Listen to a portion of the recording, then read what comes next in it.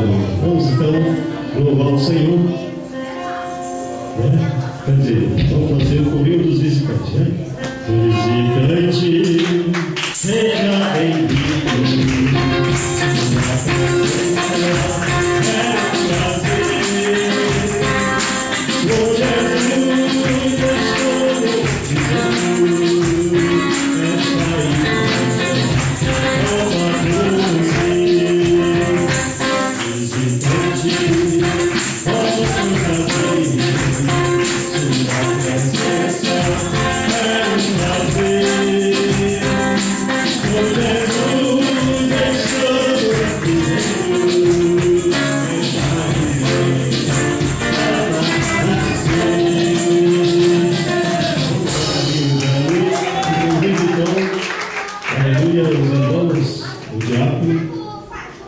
Francisco, né?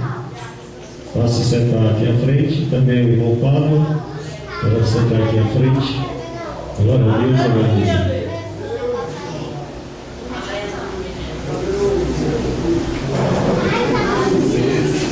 Mari Silva, né?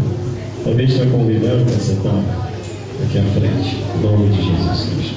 Eu agradeço pela oportunidade.